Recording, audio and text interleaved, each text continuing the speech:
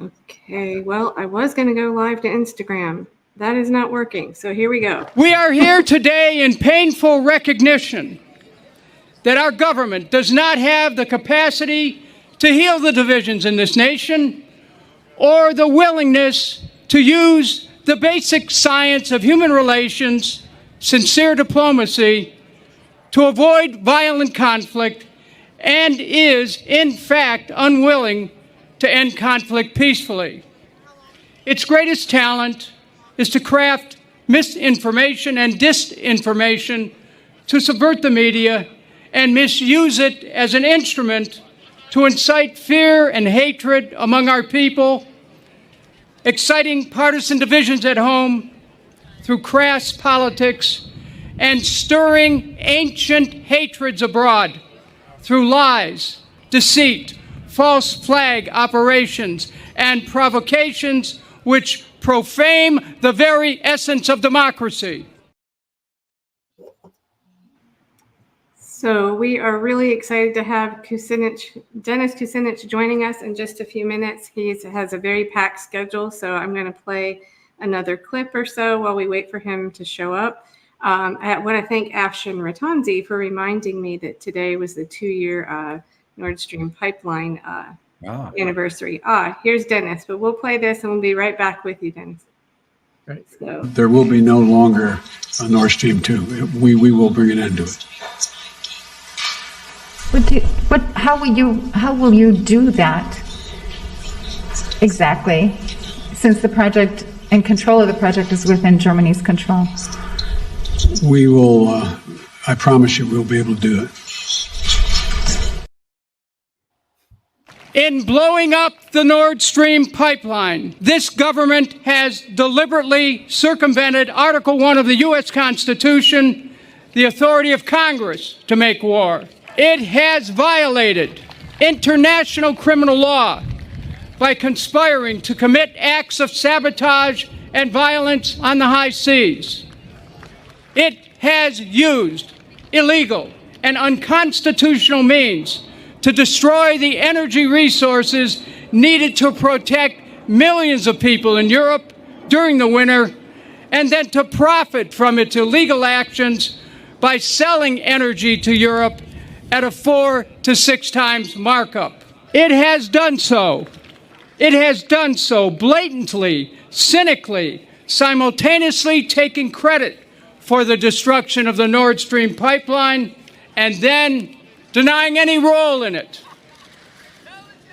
I speak directly to those responsible, thanks to a courageous journalist, Seymour Hersh. Thanks to a courageous journalist, Seymour Hersh. We know what each of you did at the Nord Stream pipeline, Mr. President, Mr. Secretary of State, Mr. National Security Advisor, and Madam Undersecretary of State, and we will not rest until you are held accountable by Congress, by the International Criminal Court, and by the American people at the next election for your reprehensible conduct, which has debased our Constitution, undermined the rule of law, in our name, committed an act of war which threatened the peace of the world and the stability of our own nation. No amount of balloon militarism will distract us from your profoundly lawless, reckless conduct.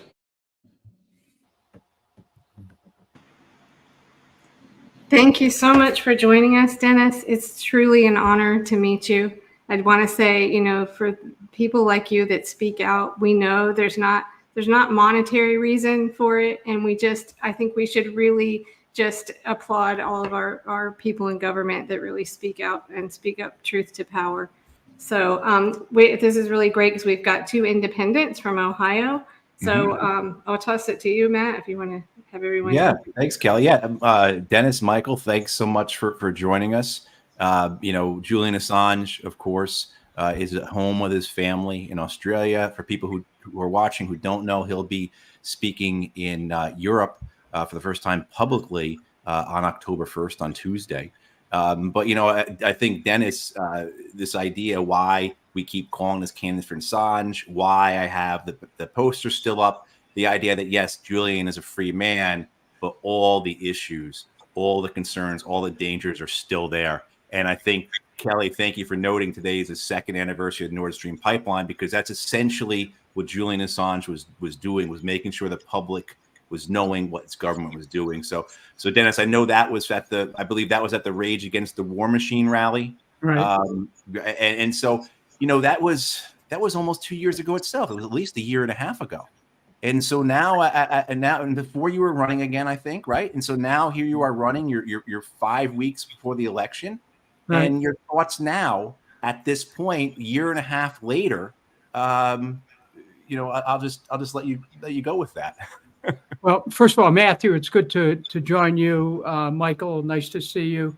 And Thank Kelly, thank you for your part in putting this program together. And to all of you who are watching right now, thank you.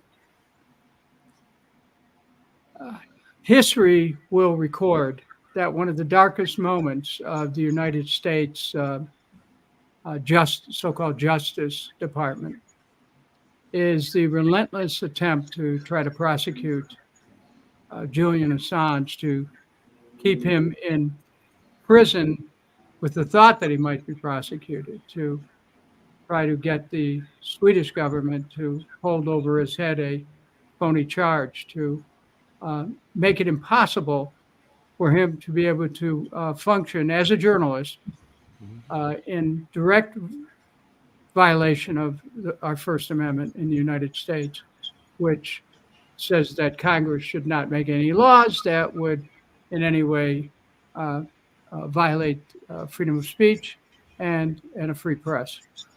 So where we're at right now today is this. We have a government which is involved in endless war, which functions with impunity, which was able to kill 1 million Iraqis in a war based on lies, a war during which Julian Assange exposed the government practice of mowing down innocent people from Apache helicopters, actually released a film of it back in 2007. And I think that it was WikiLeaks' exposure of the internal workings of the government, which was the greatest offense that the Justice Department saw, or the State Department saw, committed by Julian Assange, because he ripped back the veil that was hiding all kinds of illegal, unconstitutional, immoral actions on the part of the United States government.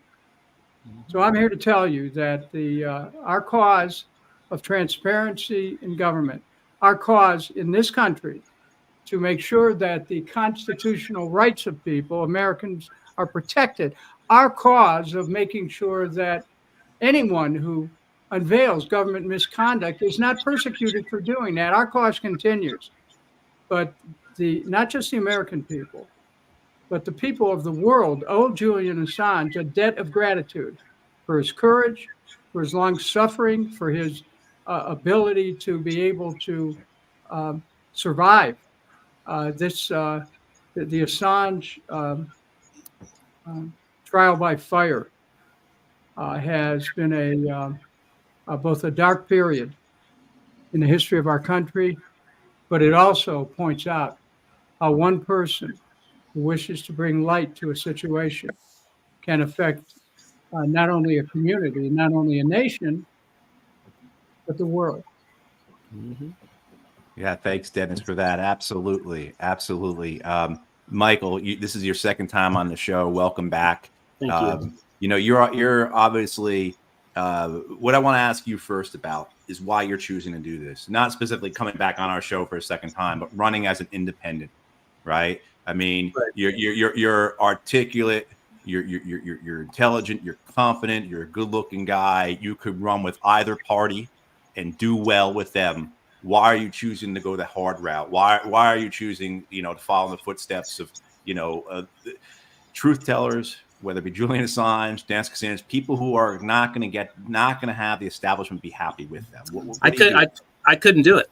I couldn't do it.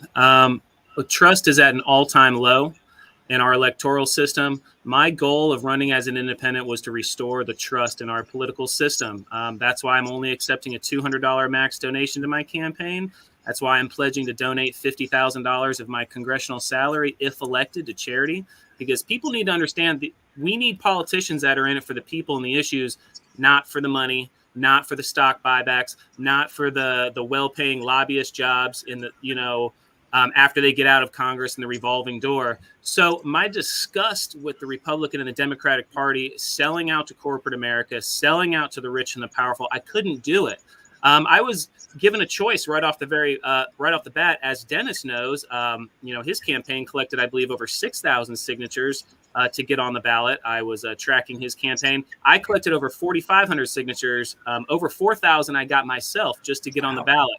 If you're a Republican or a Democrat here in the state of Ohio, you only have to get 50 signatures to get on the ballot. So right off the bat, I chose the hard path. I chose the hard route to do this and go in alone. I firmly believe that we need normal, everyday people to get up off the sidelines if we want to get our country back. And that's what I hope to inspire people. I'm not a perfect candidate. I haven't, been in public office before. In fact, I'm just a food truck owner. I'm a normal everyday person and somebody who cares. I've been studying this stuff a long time, and I thought, why not give it a go and see what happens? I just really think it's important to, build up some trust in these political figures, and I'm hoping to, that people will like my ideas. Yeah, and for people who are watching who haven't done petitioning before, who haven't been out there trying to get signatures, my first entry into that, I was like, what's the problem going to be? We're just going to get some clipboards. We're going to go to the farmer's market. It's not going to be that hard. And I mean, so you're talking about 4,000 signatures. That's at least 150, 200 hours, 250 hours of work, I bet. It was quite a bit. Yeah. So just that example alone just shows the conviction that you have to go down this path, because it's the path that's necessary, not just for yourself, but as you were saying, for us as a people here. But Kelly, I'll turn it back over to you. Yeah, as I was saying before we started, there were so many great clips of you, Dennis, that I had a hard time settling on a few. But I have to play this. Some of it doesn't have sound, but while I talk a little bit about, here we go. This is from 1979. This is how long Dennis has been doing this. And let's see. So you started out Cleveland City Council, 1970 to 73. I hope this stuff is accurate. And then again, 83 to 85. And then you were the mayor of Cleveland from 77 to 79. And then when we get to the part of here that has some sound, I love your answer to this guy. Do you remember this particular clip? I certainly do. I was walking across the city of Cleveland on the eve of the election. But the only thing that's different is today I'm a vegan.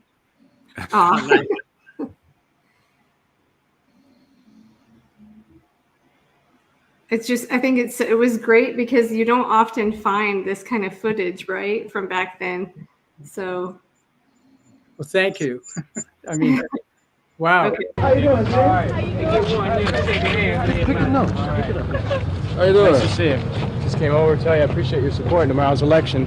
I want to be able to continue doing the job for you. Thanks a lot.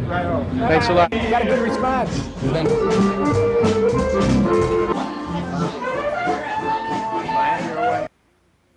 Would you be leaving Cleveland and going on to higher areas of political activism? You're farming me out already, man. Farming you out. I'm in this race all the way up until the last ballot's counted tomorrow, which will say that I won by one vote. But you're not naive, and you must be making plans. Oh, no. Either to stay in office or what to do if you're not in office. You know what plans I've made? I've made plans to serve the people of Cleveland for another 2 years. That's the plans I've made. Isn't that great? I got, you know, one of the things we talk about on the job is like the public information and what people hear and propaganda and narrative. And Dennis, I got to remember the first time I ever really heard you speak in the sense of a full speech was in 2003. I remember exactly where I was. I was running on a treadmill in a gym in Philadelphia. And for some reason, they were playing on that channel. They were playing you giving a full speech, a floor speech in the House. And I remember just thinking to myself, this is not this crazy loon that I hear so much about, right? This is not this person who's off the rails, who is, yeah, he's got some good ideas, but ultimately, they're all pipe dreams. And I remember just thinking, like, my God, what else am I missing, kind of thing. And, yeah, I just want to kind of ask about you seeing those clips, right? And just the trajectory of your career. If you could kind of, just reflect on the propaganda, the information, how information has spread, changed, the delivery of it, the media, just like in that general topic, because I think a lot of folks watching would love to hear how your reflections on that over your career, the battles you've had with information. There's a song by Richard Harris, which I think is called "Fill the World with Love," and it.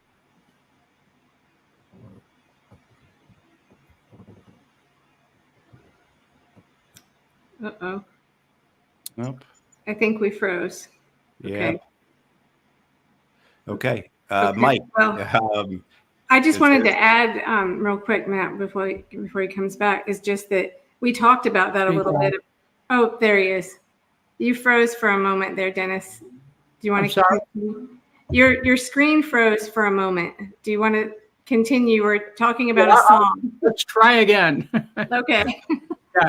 So there's a song by Richard Harris that I think the title of it is "Fill the World with Love." It's an old song, and really I think it begins that in the morning of my life, I look to the sunrise in the morning of my life when the day is new, and the lesson that I asked is that God would guide me to be brave and strong and true, and to fill the world with love my whole life through. I have endeavored in all my public service to approach it in a way that would fill the world with love and to be brave and strong and true, no matter if I was a city councilman, a mayor of the city, a state senator, or a member of the House of Representatives. And in that way, I mean, that's what Julian Assange has been about.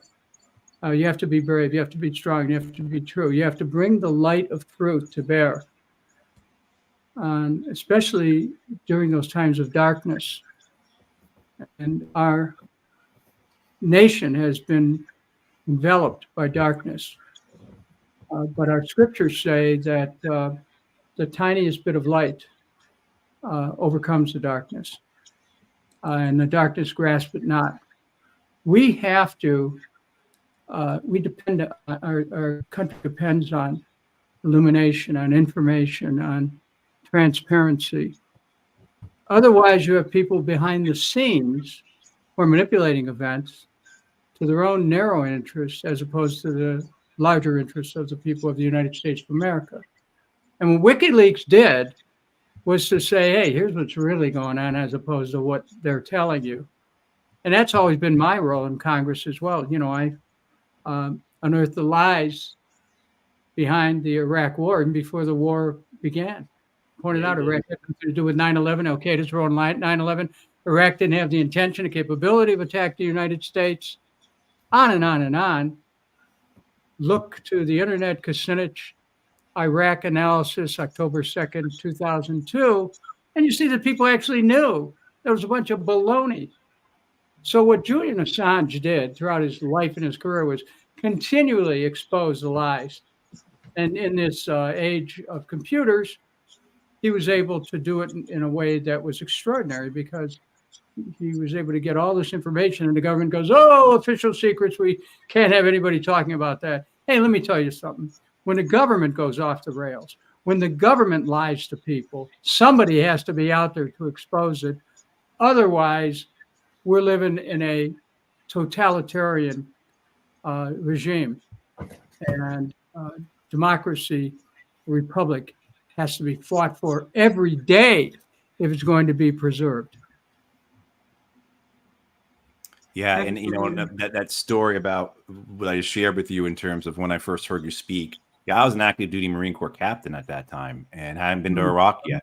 And so I just want to say as well, though, because you're one of the few people that I can talk to who actually tried to do the right thing and did everything in your power to stop that war, right, and to prevent my friends from getting killed, and prevent me and my friends from killing a lot of innocent people.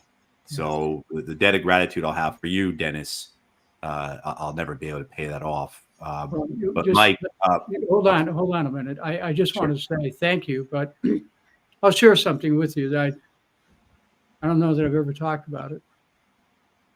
I was gerrymandered out of Congress by the Democratic Party for my objection to what they were doing in Libya.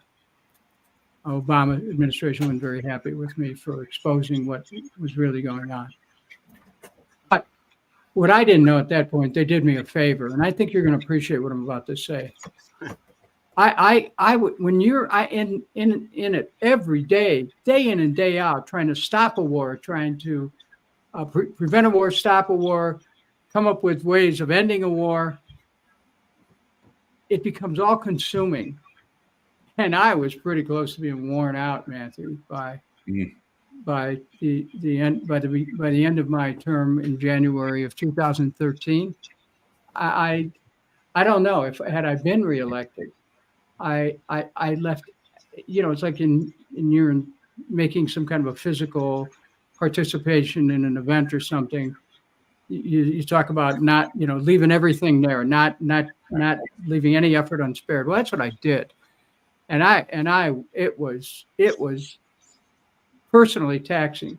Now I say that, and what I went through is nothing compared to what Julian Assange went through. I mean, they locked him up. They kept him in isolation. They kept him from even being able to experience sunlight at times. This was a monstrous effort by the part of the government to punish a truth teller.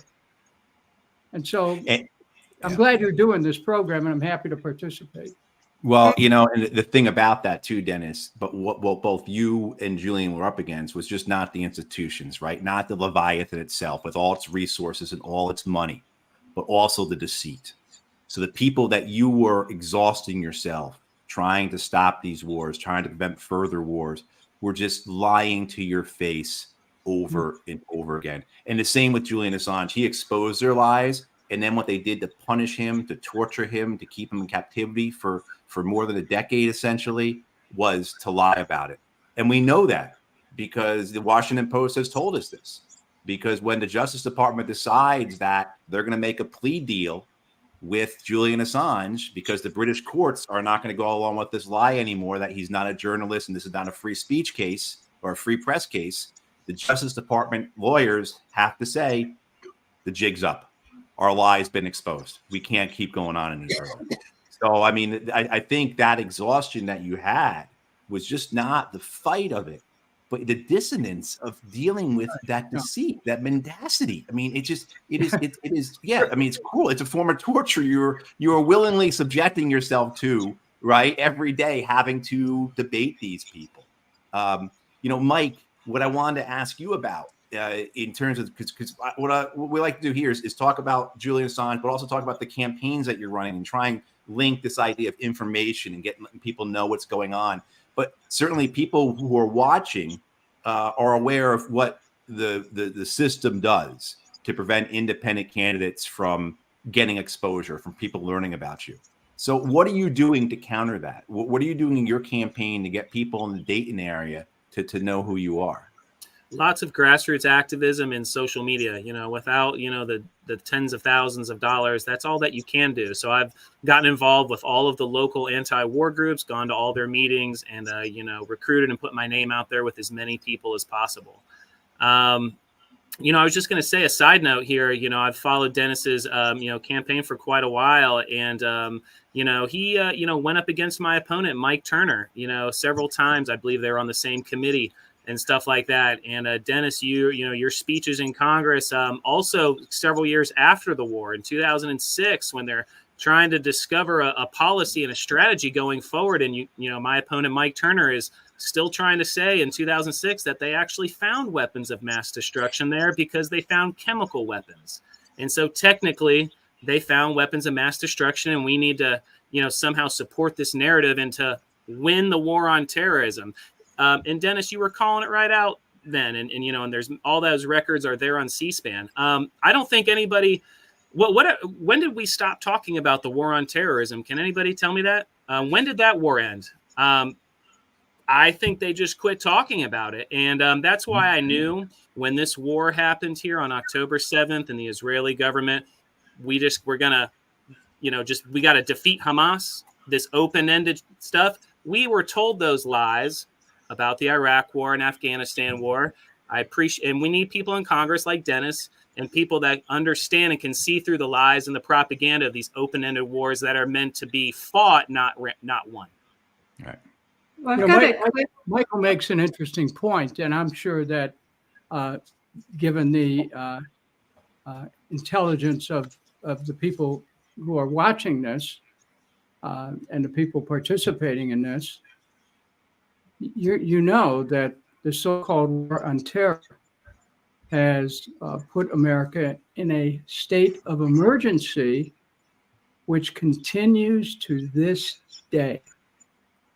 Think about that one.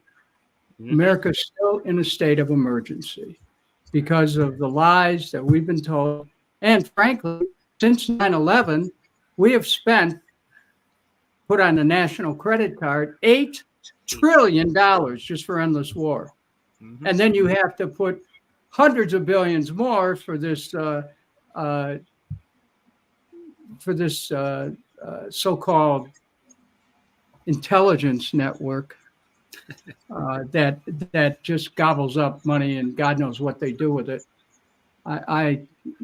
Intelligence then becomes an oxymoron in light of what Julian Assange has disclosed over the years. Professional liar network. Well, I'm going to Matthew and Kelly and Michael. I've been pleased to join you. I'm going to have to go right now.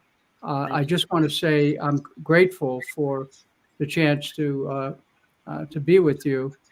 I'm grateful that Julian is free, but we still need to remove that blemish of a charge that was put against him unfairly, and also one of the things that I'm hoping to do in returning to Congress, and people want information about the campaign and want to help in any way, can go to Kucinich.com and help. But you look at what happened with FISA. FISA extended for 2 years in a tie vote on the Biggs Amendment, which sought to stop government spying on Americans without a warrant. So today, the government can continue to spy on Americans. And one of the reasons of that is the fact that, Julian Assange was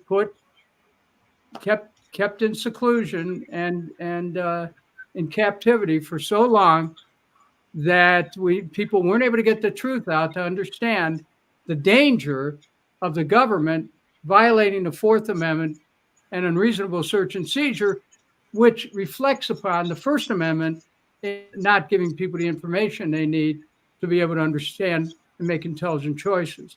So this is an important moment. It's an inflection point in our country's history.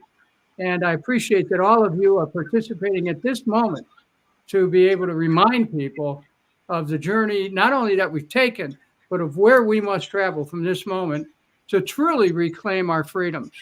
So thank you very much. And I'm so grateful to join with all of you. And thank you for those of you who are watching. Thank you. Thank Thank you, you, Dennis. Dennis. Yeah, Thank absolutely. you for being a truth teller and leading the way for everyone else. And thank We're you all- so we're much all for working taking the together. time. And We're best all of luck. working. Best of luck with your campaign. We need you back in Washington, D.C. I'm working on it. Thanks again, everybody. All right, Bye. thanks, Dennis. Thank you. Okay, so I think we'll play some, if okay with you two, I'll play a couple clips that I had prepared. One is of Dennis talking about the FISA, I believe it was 2010. Let's see. You know, one thought that came in my mind when he was talking about it, how it's been an emergency, it hasn't stopped, right? It's like it's as if this generation older than us, they had the ducking under the desks at school, right? Mhm. In our generation, it's taking our shoes off at the airport, right? You know, there's always got to be some act to actualize or to make real the scaremongering, right? The emergency. And so, yeah, but he's been speaking the truth for so long. And like you were saying, I think we talked about that moment where you said you heard him on for the first time really on a treadmill. And we're about the same age. And I had the same experience that, you know, how we talked about how propaganda works. Like you can't really pinpoint like why you have this idea that this person's kind of kooky.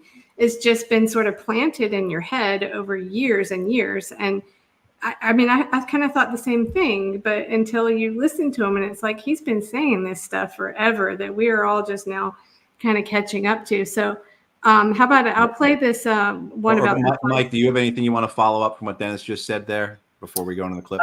You know, I like that clip of the Rage Against the War Machine rally. If you were able to pan out just a little bit more to the right, you would have caught me and my buddy right there behind Dennis Kucinich. We were at that rally. I had a big sign that said Mike Turner is a war demagogue or a radical war demagogue. I was right there behind the stage. That's actually the first time I didn't meet Dennis, but I was like, I recognized him. And then we marched from that stage to the White House, and I marched right behind Dennis Kucinich. And I was, just starting my campaign and, beginning to, get in the middle of this political process. So it was really cool to, see that clip there. So I just wanted to put that in there. Well, the clip you mentioned that I found on C-SPAN, how about we'll go out with that one? It's like 5 minutes long, but it's really great. So we'll end on that. But here's this one about FISA from, I think it was 2010. What it reflects is a breakdown in trust in this country. The attempt is to give the government even more powers to spy, and that is really being translated into domestic, quote-unquote, intelligence, even though it's called the Foreign Intelligence Bill. We have to ask questions, Why, for example, did you have the Occupy Wall Street movement being spied upon? What is this? What's going on in our country where we don't have oversight of the activities of the government when it comes to domestic spying? And what are we doing in America where the privacy concerns of Americans are swept aside? We're entering into a brave new world, which involves not only the government apparatus being able to look at massive databases and extract information to try to profile people who might be considered threats to the prevailing or to the status quo, but we also are looking at drones, which are increasingly miniaturized, that will give the governments at every level more of an ability to look into people's private conduct. This is a nightmare, and the FISA bill is just one example of how America is going in a direction that undermines the expectations of not just the right to privacy, but the right to be free of unreasonable search and seizure, the demand that any action that's taken to get information about people should be subject to a warrant, that it not be subject to just any FBI agent determining that this is information they want on that person. This is bad news. We've seen a bridge here created between Democrats and Republicans on the issue of liberty and of being free from the all-seeing eye of Big Brother. Congressman Paul and I have worked together on many of these issues relating to the government seeking increased powers to surveil the American people. It's really no longer a Democrat or Republican issue. It goes much deeper than that. And in a way, Amy, these debates that we're having right now in Washington show the limitations of our two-party system, that the two-party system itself is failing the American people. You said that was 2010, Kelly? I think so. Yeah. I think it was. But yeah, it's just like you hear all this and it's like he's been saying it forever. But the way that they shut down so we don't hear these things is they just smear them like they're crazy. What are they talking about? Right. Or it's a conspiracy thing, you know. Right. Yeah. But you get hit with that. Oh, okay, Kelly.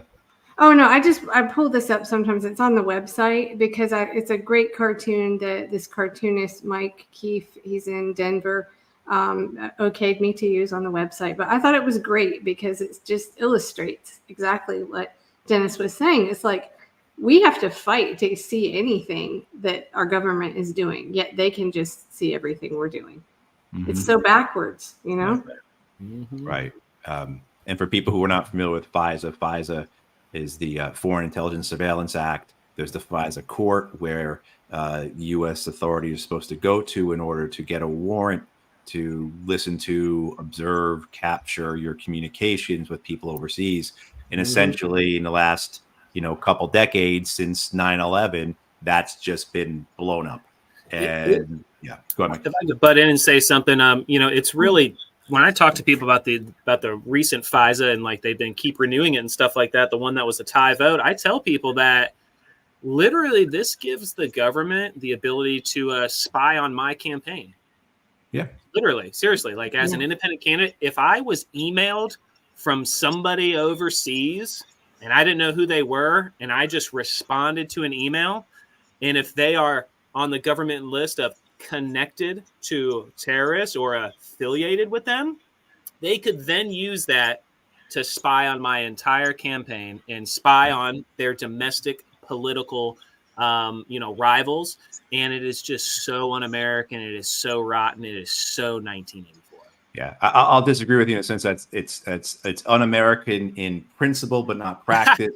Right. I mean, I remember the Church Committee in the late 70s. One of their findings is that the FBI has been used by every president for political purposes. I don't also want to, just might as well just let you know with the FISA, from my understanding too, is that there are connections, right? So it also works in degrees of separation, so that the fact that you're communicating with me and I've communicated with people overseas that have caused me to be flagged allows for you to be flagged. That's my understanding, is that there's some type of degrees of separation or connection that's allowed to then look at Mike Harbaugh or Kelly Lane. And even though she didn't talk to Kelly or Mike didn't talk to that Iranian journalist 2 years ago, you guys can now be flagged because you're connected with me. And so we end up being like the Uhuru people movement, something like that. But remember, I think we played a clip of Massey talking about the way the FISA warrant could be used, where they do this, they call it reverse targeting.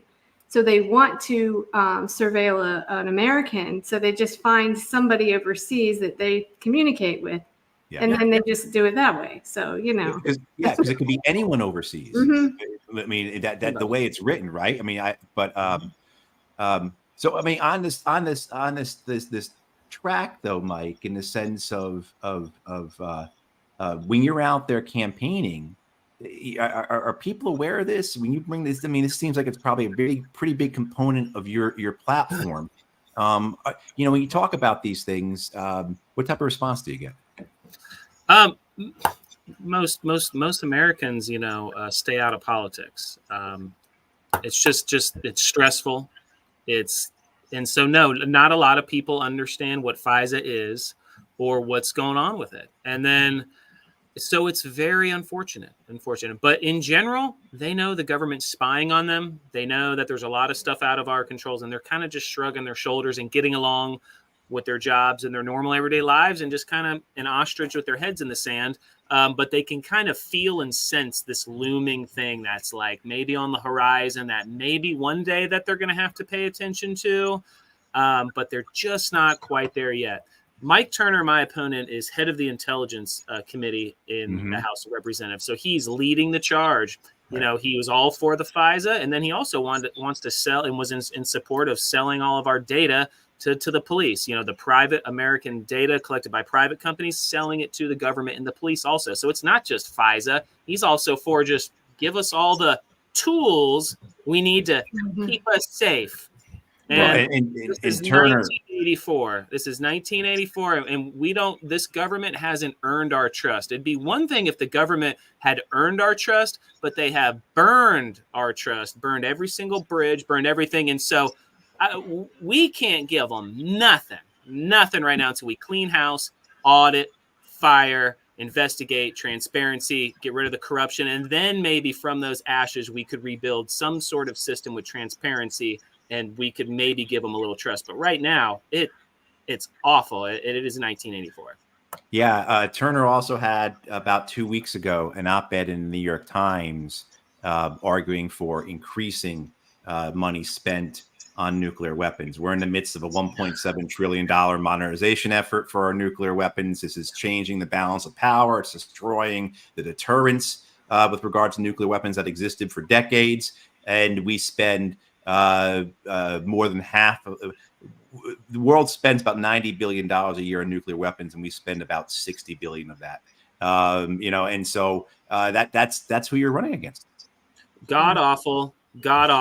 And it is not, I'm sorry, it's not peace when two sides are lined up across from each other with their guns pointing at each other and be like, oh, you got an AK and I got an AK, so therefore we're not going to fire. That is not peace. Peace is to disarm and get away from that border pointing at each other. Maybe keep your guns locked away and stowed away, but having this deterrence that we've had since the Cold War has been god-awful. It's sucked away all of our natural resources, or our resources is why we can't have nice things in this country.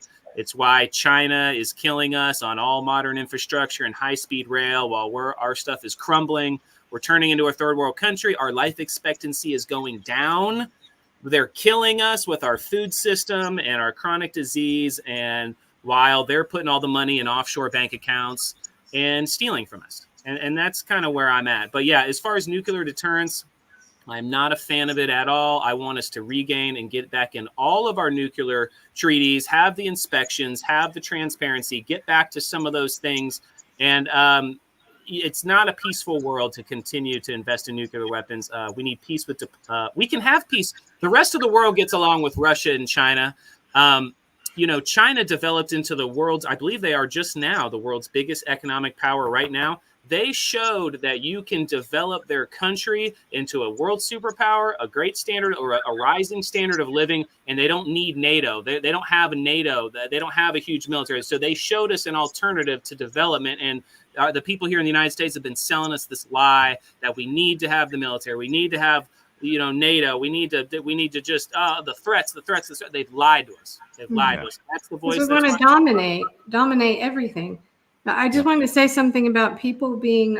It's stressful and they don't pay attention. We talked about this last week. I think we were talking about non-voters and apathy. Like there were these studies that said some people are just apathetic. And our libertarian in Indiana, Andrew Horning, he said, no, I think it's more people are just, they know, they're angry, they're fed up. But I don't know if either of you caught, I could only stomach a minute or two of it, of the Kamala Harris on Oprah thing. But well, I just caught some bit of it. And at the beginning, it's like Oprah stands up and she says, aren't you ready, basically to just go back to your life as normal? And isn't basically kind of just that, isn't this stressful? When it's the media that has been shoving this in everybody's faces till they're so sick of it, they just stop paying attention again. And that's what they count on. But it really just struck me as like, this is so purposeful that they do that way. And you could tell the audience just kind of roared like, yeah, we can't wait to get back to it. And if we just vote for Kamala Harris, we can go back to sleep. Yeah. It's nice for like the rich and the powerful and the people doing pretty well. Yeah, they want to get back to normal and pat themselves on the back. I wish Oprah said, "You get a car, you get a car, you get a car." That would have been nice.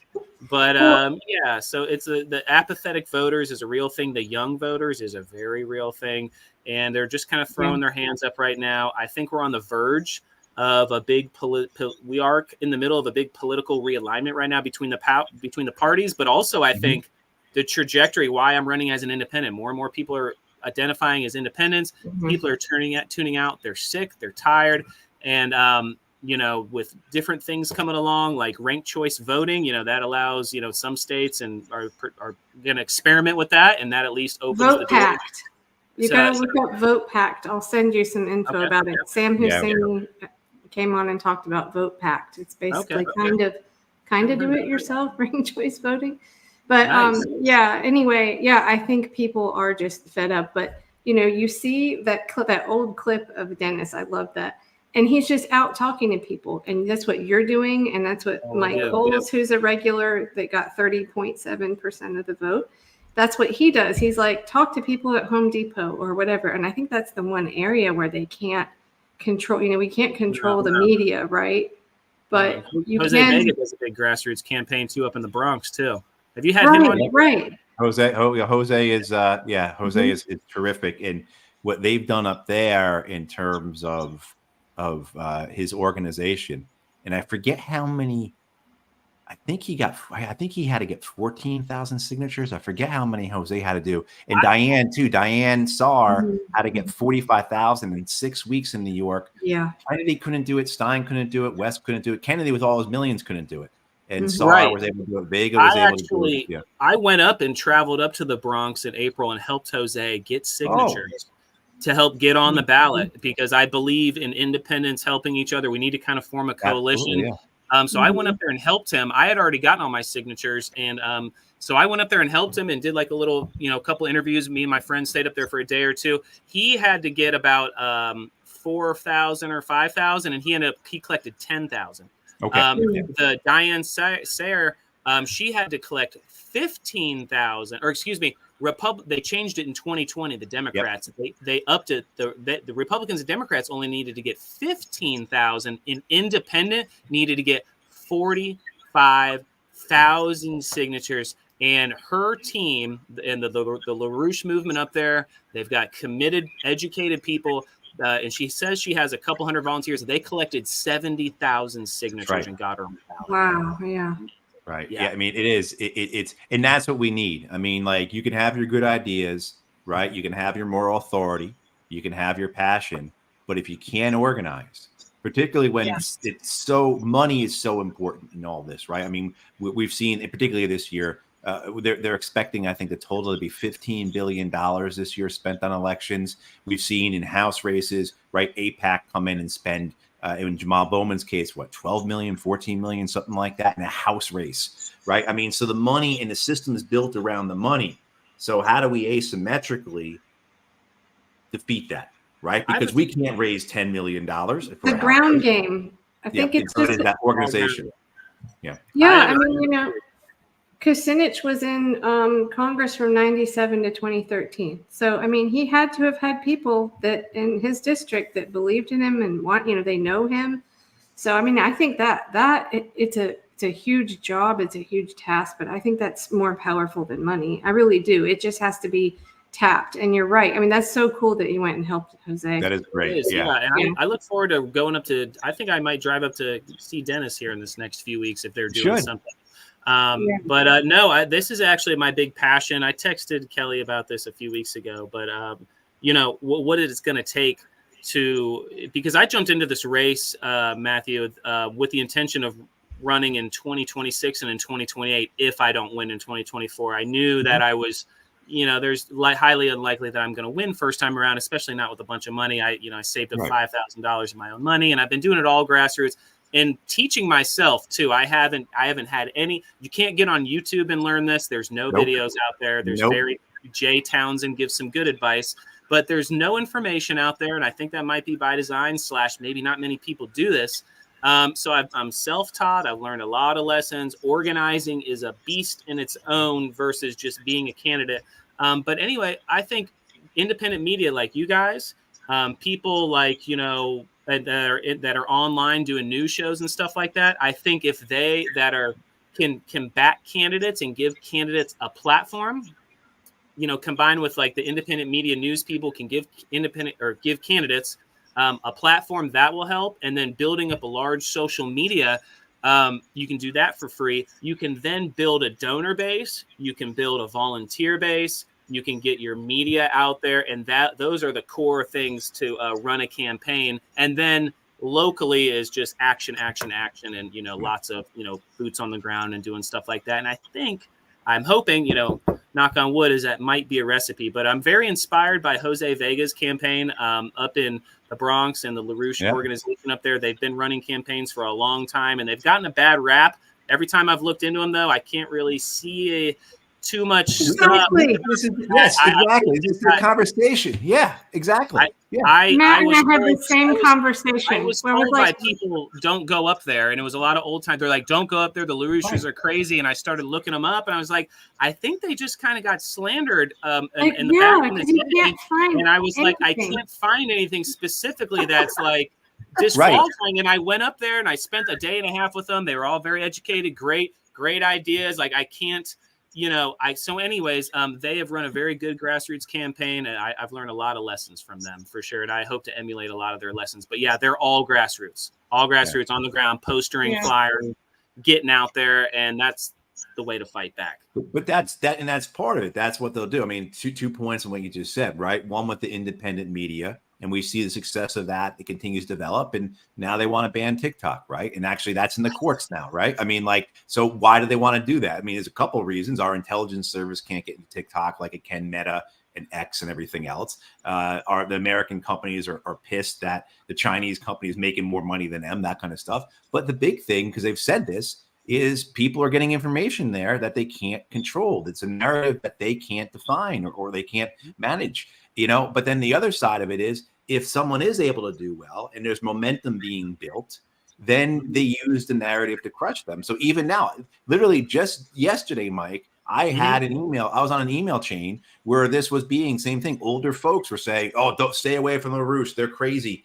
And it's just like people said, "What are they crazy about?"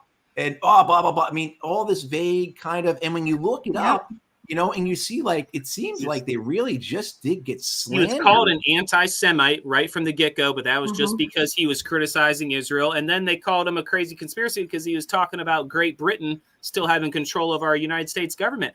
Both of those, to me, haven't aged that bad. And so, yeah, I don't. Yeah, I know. Well, I mean, one thing I saw was the fact that how they were like a cult. And I was able to find the source for that cult statement. And it was essentially said that their campaign workers were paid starvation wages, lived 4 to an apartment, and ate sandwiches off of styrofoam plates. And it's like, that sounds like campaign workers anywhere, I mean, I will say they're very committed to the cause. I went up there. It was they had people come in from across the country.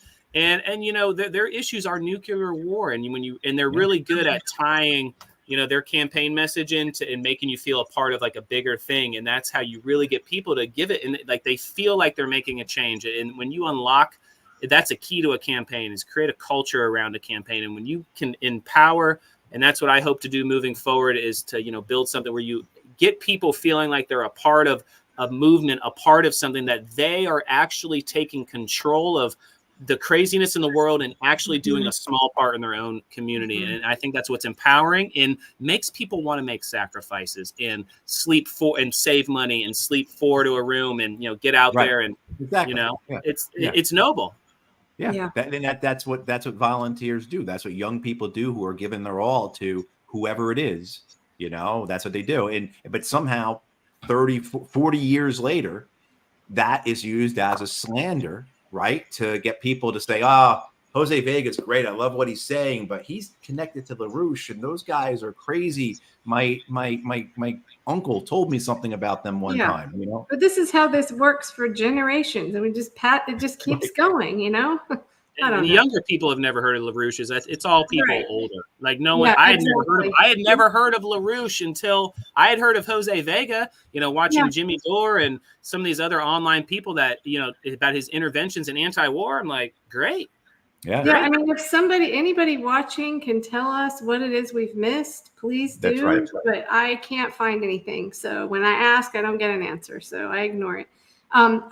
We don't have time to get into this, but I just wanted to mention, you were talking about nuclear war. I know I just read about this. That was some treaty that's like coming to an end in February. You guys both probably know about this. Next February 26th, the New START comes to an end. Yeah. And that blows all this open. That blows everything open. And that allows us to, just one example, the U.S. Congress has already passed a law saying that when New START ends, showing that the Congress wants it to end, right? Because they're already passing a law based upon it's not being renewed, that the B-52 bombers that are not configured to carry nuclear weapons will automatically start being configured to carry nuclear weapons. And so this is really going to blow open the arms race to a point that we haven't seen since like the 50s or 60s or something. Really, the 50s probably. It's really sick that we're at the point of countries adopting first use doctrine.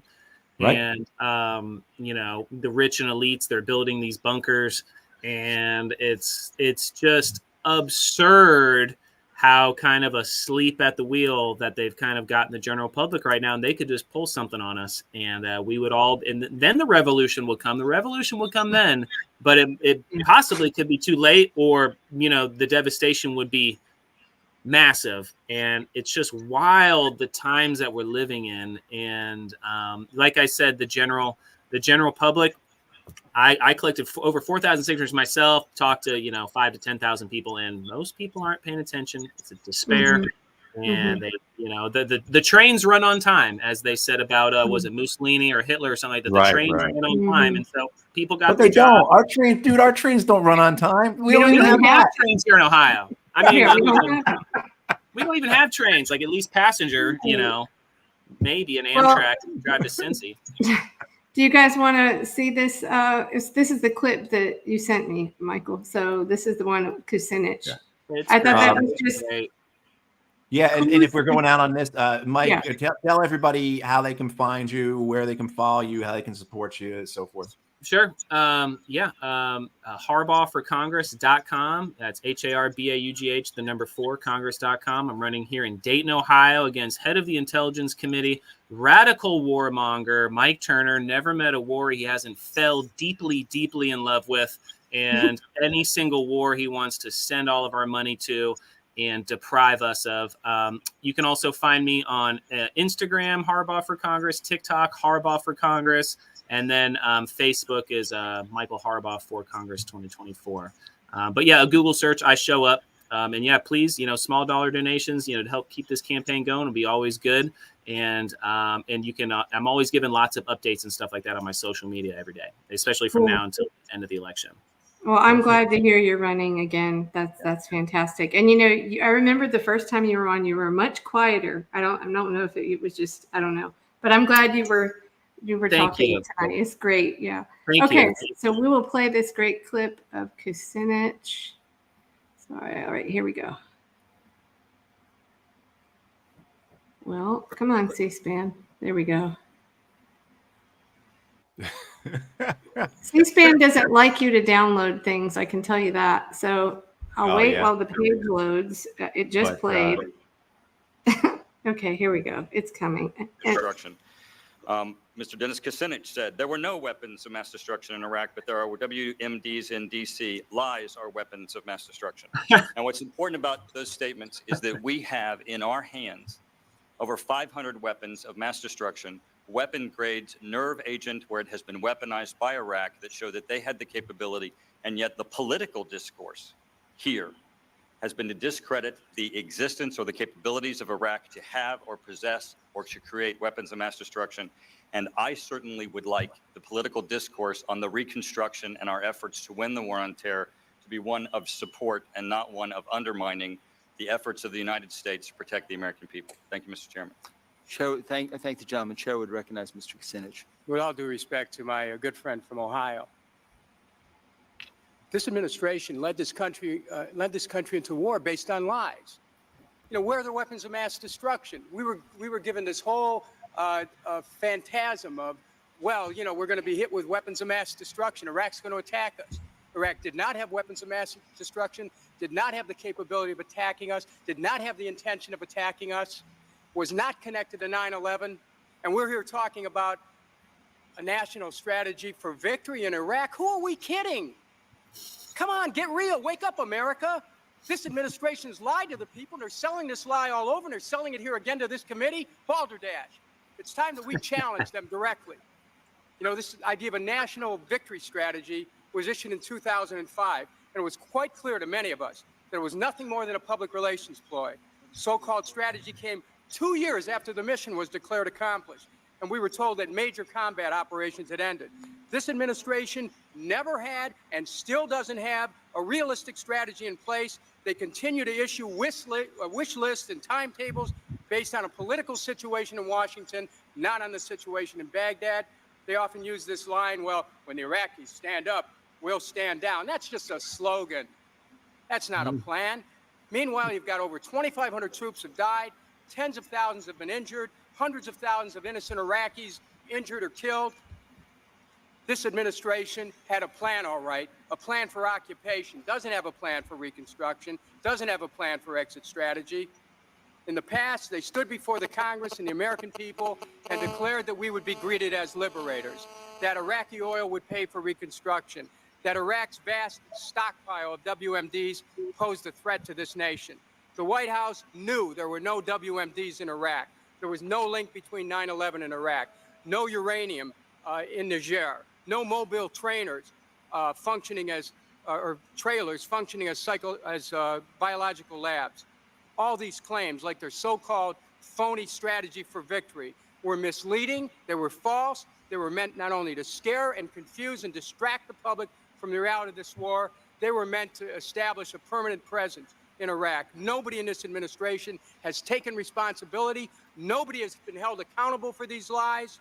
But I predict that someday the world community will hold these individuals accountable. The administration has proven its credibility problem time after time, and the National Strategy for Victory is an example of this problem. When it comes to Iraq, this administration's credibility gaps become a credibility abyss. Okay, you've got Saddam Hussein in jail, Zarqawi is dead, Iraq is in the midst of a civil war, and the violent acts and deaths are reported daily. Our troops are still in harm's way, and we've still not dealt with a serious issue. Are we ever going to leave Iraq? Could it be this administration does not have an exit strategy because they don't intend to exit? Even if or when large numbers of our troops are sent home from Iraq, all evidence seems to suggest we're planning a permanent military presence there. Despite the denial of Pentagon leaders that they're not building permanent base in Iraq, we know of several large air bases at Balad, El-Assad, and Camp Taji and Talil, constructed for the long term. These bases have already invested hundreds of millions of taxpayers' dollars. These bases now have fast food restaurants. They have bus routes, even have their own supermarkets. We're not there for the long term. Furthermore, the Overseas Basing Commission last spring wrote that military presence corresponds to influence. We cannot hope for much influence without presence. The degree of influence often correlates to the level of permanent presence that we maintain forward. So it's inconceivable that long-range U.S. influence in Iraq is not being sought, yet plans for a long-range military presence in Iraq are not being made to this Congress, and particularly this subcommittee. The Department of Defense's plans for a military base in Iraq go right to the question of what victory in Iraq is supposed to mean. It's hard to understand how our national security strategy in Iraq can be assessed without knowing the plans for military base in Iraq. I hope the GAO has been successful where our subcommittee efforts have failed in determining the DoD's sufficient, detailed information about the costs and types of military installations in Iraq. As Congress continues to debate the strategy for handling the war in Iraq, it is imperative to examine the usefulness or lack thereof of the long-term and near-term U.S. military presence there. I hope this hearing will accomplish this, but it's time that we challenge this administration about their phony stories about WMDs, and you could produce some kind of manifest right now. Fact is that the United States sold weapons of mass destruction to Iraq years before when Saddam Hussein was in power, and those weapons were accounted for by the UN, United Nations Commission, and we know that they were destroyed, and this administration went to war based on a false pretext. period. End of story. I thank the gentleman. We will begin with the testimony. Gets up and walks out. Yeah. I wish Dennis was still here because I've got personal connections to the things he was talking about. I was on the Iraq desk at the State Department in 2005 when we did the NSV, the National Strategy for Victory in Iraq. And it was exactly like he said. If I remember correctly, it pretty much all came from the vice president's office. But like it really was. It was just a public relations thing. And you want to know how bad it was? When reporters asked Lieutenant General Vines, who was the 3-star general in charge of all ground forces in Iraq, not just American, but all ground forces in Iraq, what he thought of the National Strategy Victory for Iraq, he said he'd never heard of it. Right. Yeah. So, right. I mean, like that, it was just that's the BS that was going on, and then his point about the permanent bases. I remember sitting in a briefing one time when I was in Iraq. This would have been probably end of 2004. And they showed where the permanent bases were going to be. And they kind of showed some of the plans. And Dennis is absolutely right. It was going to be a regular American base with restaurants and swimming pools. The joke was, is there going to be a golf course? But he was absolutely right. And the crap that Turner was saying about the weapons being found, those weapons, I know exactly what he's talking about because I was there when we found some of them because we keep finding them. That was stuff that had been disposed of by the Iraqi government, had been marked, as Dennis was saying, by the UN, and had been buried underground as a means of disposal, but they were inoperable. And then also they are quite old, those weapons. And where did they get them from?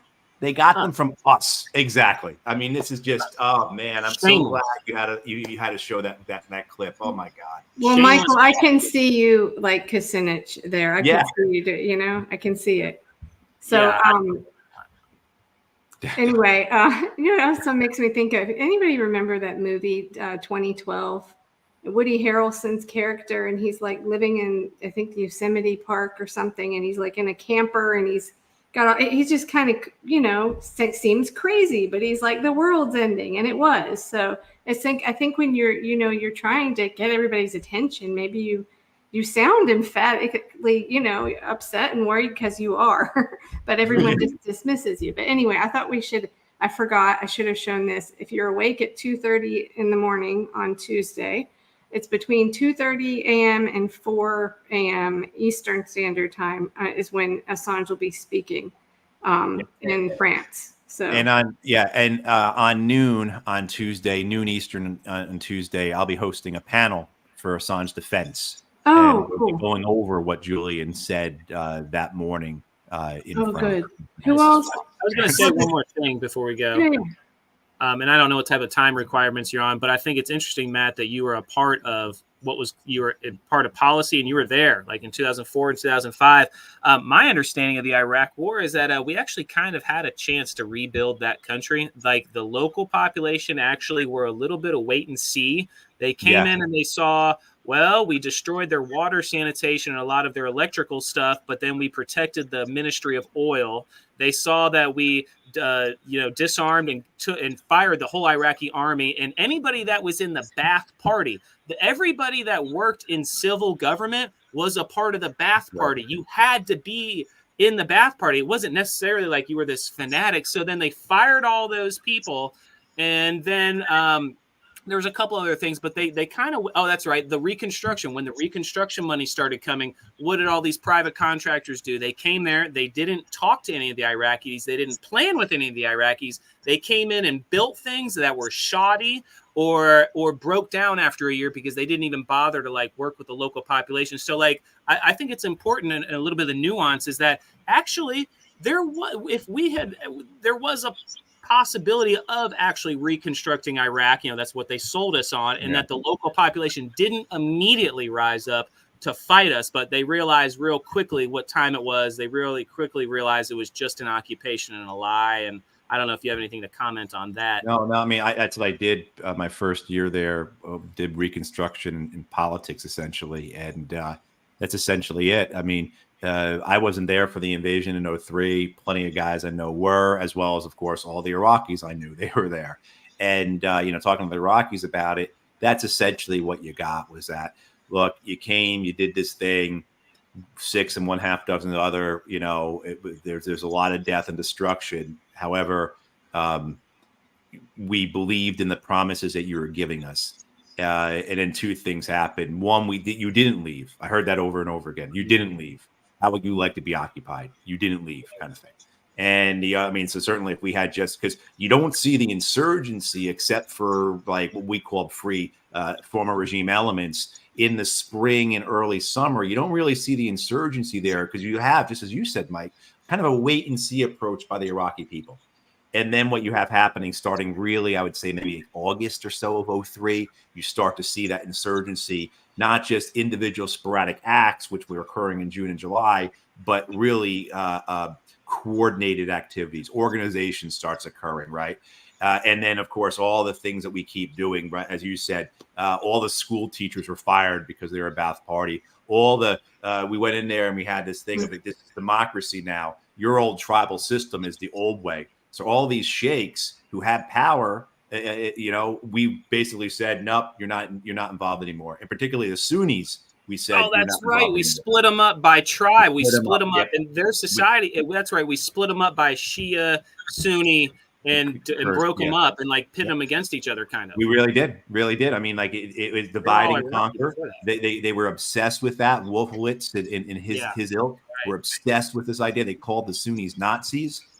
And they really did. So what you have was you basically and then you had Shia elements that were empowered that then became very predatory, and we were happy with that. And so it just keeps the exasperation of it, the reinforcing of this of this cycle there. And then the Reconstruction was, as you said, it was completely corrupt, totally corrupt. The Reconstruction activities that we had and that I was a part of that were successful were Reconstruction programs where we essentially gave the Iraqis money and we just got out of the way. And that was the first year or two, and roads got done, schools got built, water pipelines, but then the big American money came in. The $16 billion was called IRF, Iraq Relief and Reconstruction Fund, comes in, and that's all the American contractors. And then it just becomes a racket. It just becomes a feast. Essentially, of that money, before that $16 billion even left the U.S., and the same thing happens in Afghanistan on an even larger scale. Before that those billions of dollars even leave the U.S., about 40% is taken for overhead. Right. So all these American contractors who were right. So right away, almost half, 40% of the money appropriated for Reconstruction doesn't even leave the U.S. I mean, it was a tremendous grift. It was such a racket, and a lot of people got, very wealthy off of it. I could talk about this that's what I did and, saw it and had, various, I also too was not fortunate, but I was able to see Iraq from different perspective, whether being in Baghdad, whether being in Sunni provinces, whether being in Kurdish provinces. So you see the split and the differences in the society. But yeah, I'd love to talk to you sometime if you'd like about it. But it's 10:15. I appreciate you being on, Mike. Yeah, thank you for running. Yeah.